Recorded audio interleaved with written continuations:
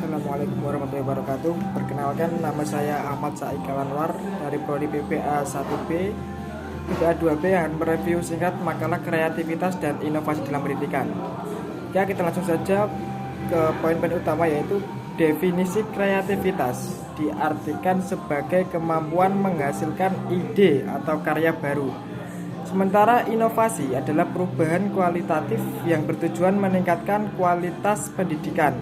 Keduanya esensial untuk beradaptasi di era modern. Faktor-faktor kreativitas itu dipengaruhi oleh dukungan lingkungan, menghargai pendapat, waktu berpikir, motivasi, dan dihambat oleh tekanan atau kurangnya kebebasan. Inovasi itu didorong oleh kebutuhan masyarakat dan upaya sekolah menyelesaikan masalah serta dipengaruhi oleh profesionalisme guru, peran siswa dan orang tua, serta sistem pendidikan. Strateginya yaitu seperti kreativitas diri merekomendasikan model pembelajaran seperti problem based learning atau PBL, dan yang kedua yaitu project based learning yaitu PJBL, dan yang ketiga yaitu inquiry learning.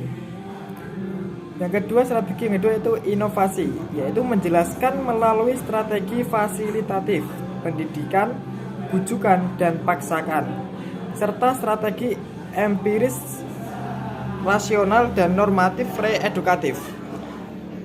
Makalah ini menegaskan bahwa kreativitas dan inovasi adalah terkait untuk mengembangkan individu dan masyarakat melalui pendidikan.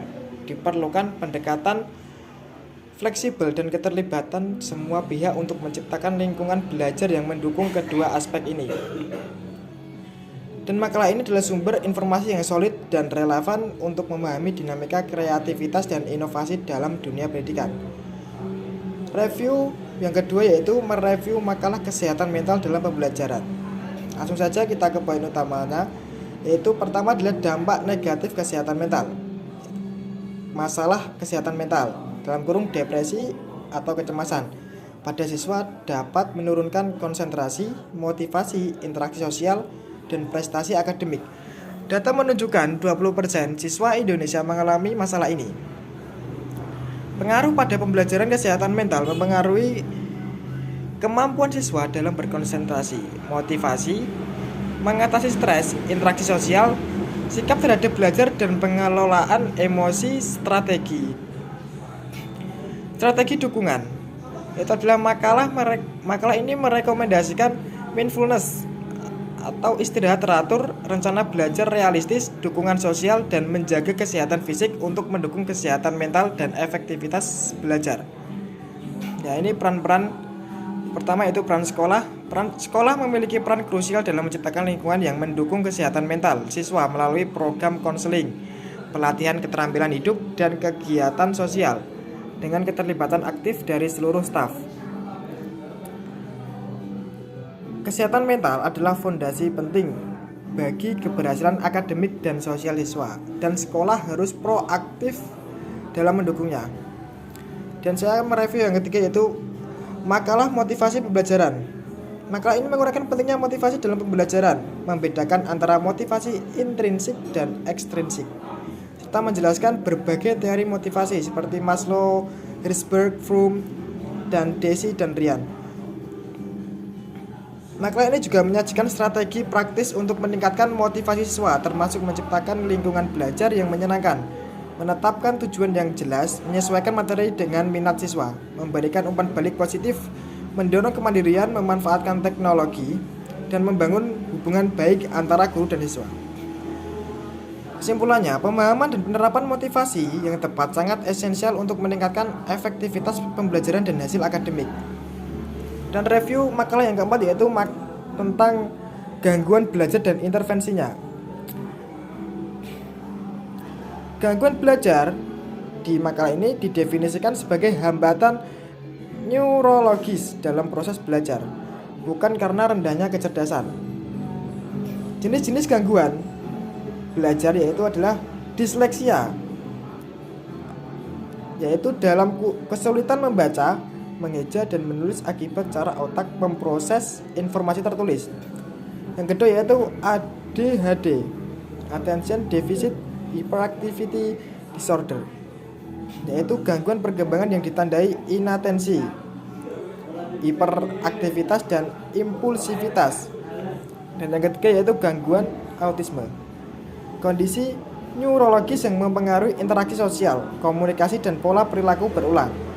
Intervensinya yaitu harus dilakukan secara dini, terstruktur, dan melibatkan berbagai pihak, dalam kurung guru, orang tua, dan terapis. Yang pertama, untuk disleksia meliputi strategi coping, media audiovisual, dan metode multisensori. Untuk autisme meliputi psikoedukatif, edukasi orang tua, dan penggunaan flashcard untuk komunikasi. Yang ketiga itu untuk ADHD meliputi terapi kognitif perilaku, Adlerian play terapi, dan terapi integrasi sensorik. Kesimpulannya, pemahaman dan intervensi yang tepat sangat krusial untuk membantu anak dengan gangguan belajar mencapai potensi optimal dan meraih keberhasilan. Dan saya akan mereview yang terakhir, yaitu makalah perbedaan individu dalam pembelajaran. Makalah ini mengulas pentingnya memahami perbedaan individu dalam pembelajaran, khususnya melalui lensa gaya belajar dan kecerdasan majemuk. Gaya belajar menjelaskan preferensi individu dalam menerima informasi seperti visual, auditori, kinestetik, dan faktor-faktor yang mempengaruhinya. Pemahaman ini krusial bagi siswa untuk belajar optimal dan guru untuk memfasilitasi pembelajaran yang efektif. Kecerdasan majemuk memaparkan teori Howard Gardner yang mengidentifikasi 8 jenis kecerdasan, dalam kurung linguistik, logis, matematis, spasial, musikal, interpersonal, intrapersonal, kinestetik, naturalis. Dijelaskan pula faktor genetik, lingkungan, dan pengalaman belajar yang mempengaruhi perkembangannya, serta cara mengimplementasikannya dalam pendidikan.